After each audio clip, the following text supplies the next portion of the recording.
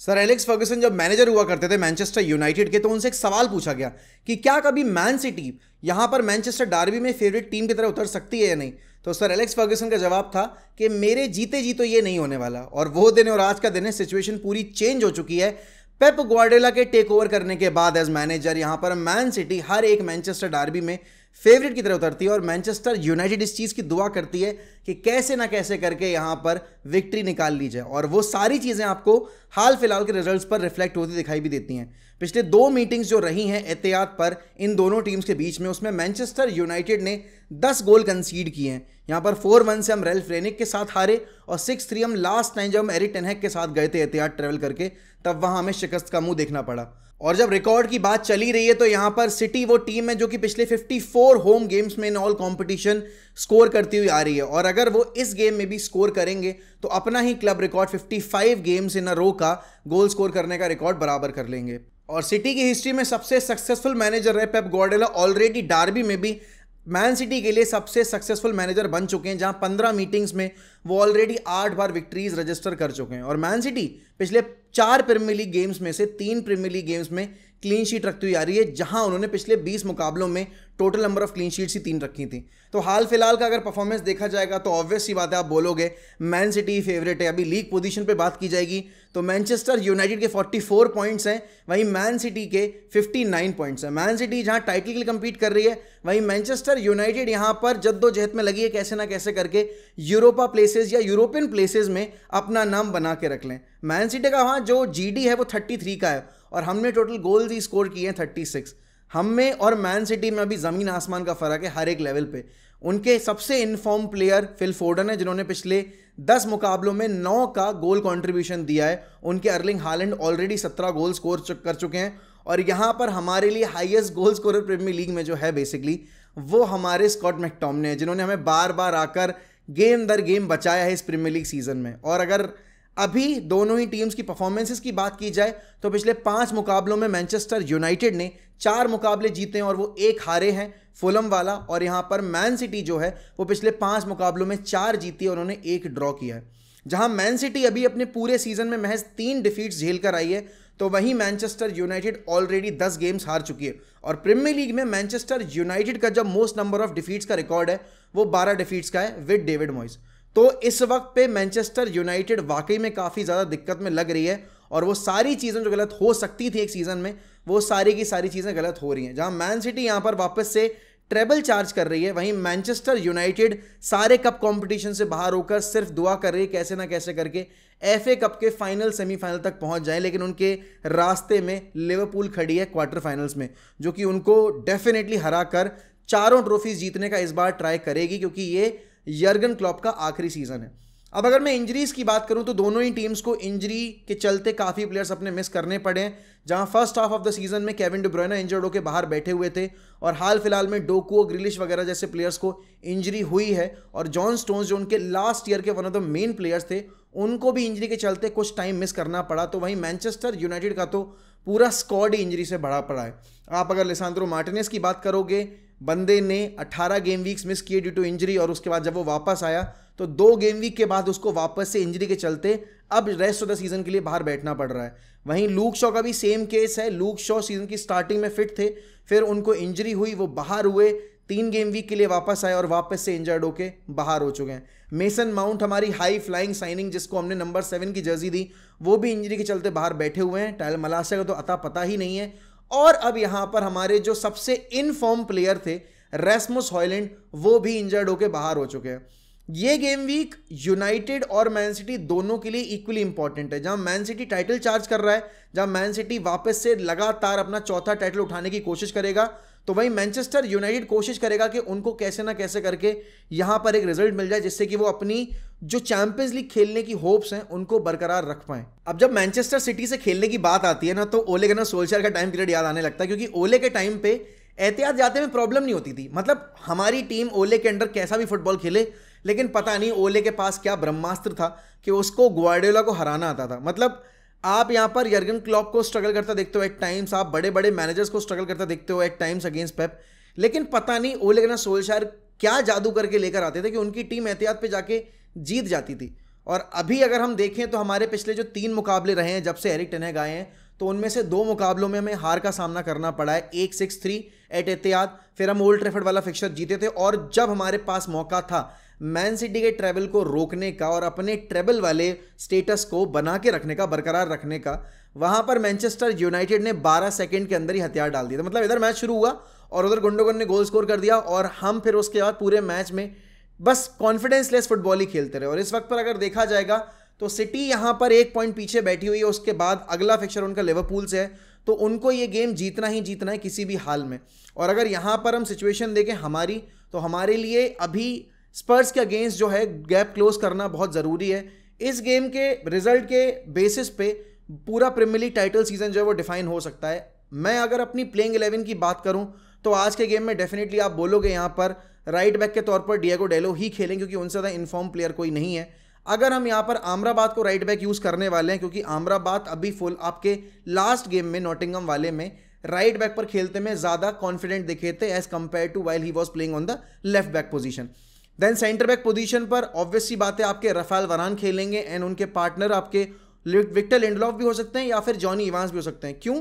क्योंकि यहाँ पर हैरी मैगवायर की फिटनेस लेवल पे अभी भी इशू है, तो हैरी मैगवायर तो डेफिनेटली यहाँ पर इंक्लूड नहीं किए जाएंगे प्लेइंग 11 में।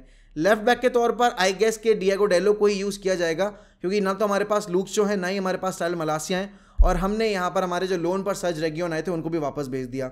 और विक्टर लिंडलॉफ को लेफ्ट बैक पे खिलाने का मतलब आप सोचो कि सामने वाली विंग पे डोकू दौड़ रहा है या फिर फोर्डन दौड़ रहा है या बर्नार्डो दौड़ रहा है, और उस टीम के अगेंस्ट आपने यहाँ पर विक्टर लिंडलॉफ जो कि स्लो है, कतई स्लो, स्नेल से भी ज़्यादा स्लो, आपने उसको रख रखा है। मिडफील्ड में ऑब्वियसली बात है कोबी मेनो खेले, क्योंकि कोबी मेनो अभी आपके पिछले फिक्सचर में नहीं खेले थे एफए कप वाले में, तो Kobbie Mainoo alongside Casemiro and then number 10 के तौर पर आपके ब्रूनो फर्नांडिस। ब्रूनो फर्नांडिस लिम कर रहे थे, तो यहाँ पर अब पता नहीं है ब्रूनो फर्नांडिस अवेलेबल हैं प्लेइंग 11 में खेलने के लिए या नहीं है, बट होपफुली यहाँ पर हमें ब्रूनो की अवेलेबिलिटी जो है वो मिलेगी गेम में। क्योंकि अगर आपको मैन सिटी के अगेंस्ट जीतना है गेम, तो आपको गलीज फुटबॉल खेलनी पड़ेगी, और उस गलीज फुटबॉल में अगर चांसेस कोई बना पाता है तो वो ब्रूनो फर्नांडिस ही है। देन अप टॉप आपको आप बोलोगे कि यहाँ पर रैसमस हॉयलैंड नहीं है, तो रैशफोर्ड थ्रू द सेंटर ही खिलाना पड़ेगा। 2 चीज़ें हो सकती हैं, या तो आप 4 मैन मिडफील्ड खिलाओ जो आपने लास्ट ईयर ओल्ड ट्रैफर्ड पे खिलाई थी, और आपने एंटनी को उस गेम में बेंच किया था। याद होगा आपको उस मैच में मार्शल और रैशफोर्ड ने स्टार्ट किया था, फ्रेड खेल रहा था आपके लिए उस मैच में, देन एरिक्सन खेल रहा था, कैसेमीरो खेल रहा था और ब्रूनो खेल रहा था, और वो मैच हम जीते थे क्योंकि हमने मैन मार्किंग के तौर पर फ्रेड को यूज़ किया था। अब इस सिस्टम में आपके पास मैन मार्क करने वाला कोई प्लेयर है नहीं, क्योंकि स्कॉट मैकटोमिने को अगर आप यूज़ करोगे तो आपके पास बेंच पे सिर्फ एरिक्सन बचते हैं एज एन ऑप्शन। बट फिर भी अगर आपको मैन सिटी को हराना है, आप यहाँ पर 4-2-3-1 नहीं खेल सकते, आपको मिडफील्ड में नंबर चाहिए ही होंगे। उनका फोर्डन है, उनका बर्नार्डो है, देन उनके पास रॉड्री है, मथाइस न्यूनेस वगैरह हैं, तो उनके पास प्लेयर्स अच्छे खासे हैं जो कि उनके लिए गेम बना सकते हैं और आपको परेशान कर सकते हैं। और यूनाइटेड का प्रेस जिस तरीके का है, अगर हम अप टॉप हैवी खेलेंगे तो यहाँ पर आप मिडफील्ड में बिल्कुल एक्सपोज हो जाओगे, और फिर उस केस में यहाँ पर आपको काफ़ी ज़्यादा स्ट्रगल करना पड़ सकता है। जो गेम आपने लिवरपूल के अगेंस्ट खेला था एट एनफील्ड, वही सेम गेम आपको खेलना है यहाँ पर एहतियात के ऊपर। ब्रांड ऑफ फुटबॉल आपकी चाहे जो भी हो, देखो इन गेम्स में ना आपकी ब्रांड ऑफ फुटबॉल मायने नहीं रखती, और अभी तो आपकी वैसे भी कोई ब्रांड ऑफ फुटबॉल है नहीं, तो इस बारे में सोचने का सवाल ही पैदा नहीं होता कि मीडिया की लोग क्या कहेंगे या फिर फैन बेस किस तरीके से रिएक्ट करेगा। आई थिंक इस वक्त पे कोई भी यूनाइटेड का फैन उठ के ये नहीं बोल सकता कि अरे यार मैन सिटी के अगेंस्ट इतनी रिग्रेसिव फुटबॉल क्यों खेली। जब तक रिजल्ट आ रहा है, जब तक आप कुछ निकाल पा रहे हो गेम से, बड़े मैचेस में खासकर मैन सिटी लिवरपूल जैसी टीमों के against, I think everyone will take a draw और एवरीवन विल टेक 3 पॉइंट्स, चाहे गलीज फुटबॉल खेल कर आए वो।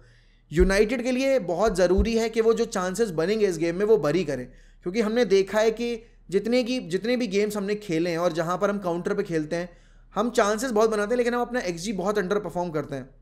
और मैन सिटी के अगेंस्ट आपको इतने मौके मिलने नहीं वाले जहाँ पर आपको कायदे से 5-6 चांसेस मिल जाएं बड़े बड़े, और आप वहाँ पर 2-3 फंबल कर दो और फिर भी मैच जीत जाओ, क्योंकि मैन सिटी बहुत लीथल है। ओल्ड ट्रैफर्ड पर उन्होंने हमें जिस तरीके से पीटा था, हमने फर्स्ट हाफ में अच्छी फुटबॉल खेली, सेकेंड हाफ में दे रैन बुलडोजर ओवर अस, और अभी उस मैच के कंपैरिजन में इस मैच में आते आते हमारी टीम और कमज़ोर हो गई है। उस मैच में भी आंद्रे ओनाना अगर नहीं होता तो हमें बहुत स्ट्रगल करना पड़ता, हम कम से कम उस मैच में भी 6-7 गोल खाते।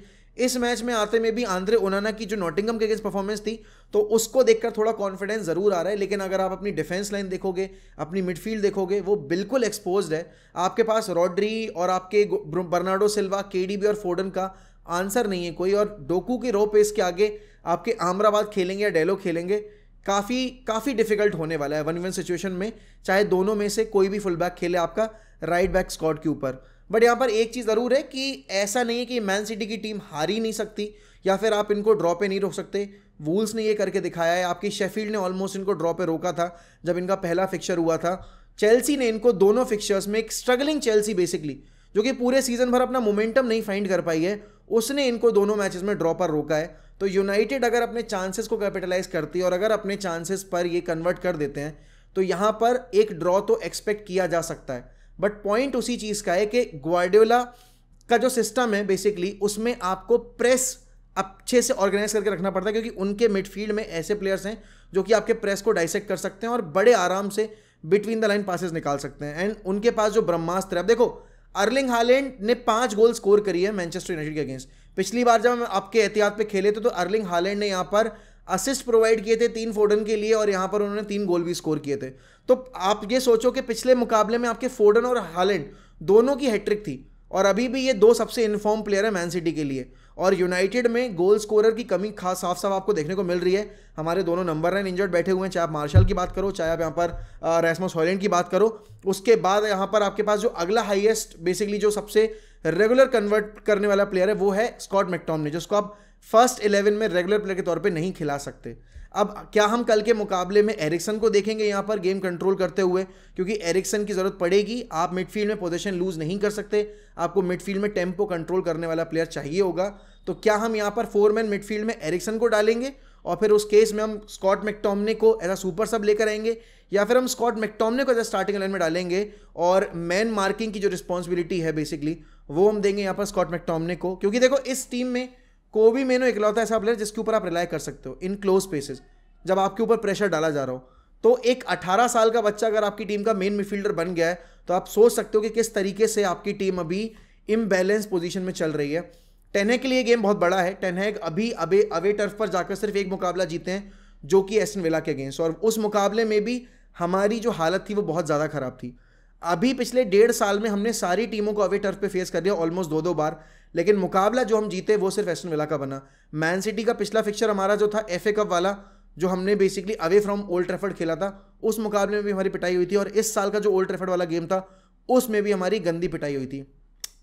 कॉम्पैक्ट खेलना है, गलीच खेलना है, काउंटर पे खेलना है, लेकिन ये है ज़रूर आपको मानना पड़ेगा कि इस वक्त पे अगर मैनचेस्टर यूनाइटेड इस मुकाबले से कुछ भी लेकर जाती है ये बहुत बड़ी विक्ट्री होगी मैनचेस्टर यूनाइटेड के लिए। और इस गेम पर हमसे ज़्यादा निगाहें आर्सेनल और लिवरपूल फैंस की होंगी और लिवरपूल की टीम की भी होगी, क्योंकि उनके लिए सिटी से गैप बना के रखना बहुत ज़रूरी है। और अगर यहाँ पर मैन सिटी पॉइंट्स ड्रॉप करती है तो अगले मुकाबले में जाते में definitely it will be advantage for Liverpool, क्योंकि उनके पास क्वेश्चन होगा यहाँ पर अगर पॉइंट्स ड्रॉप भी करते हैं तो उस लीड को बना के रखने का।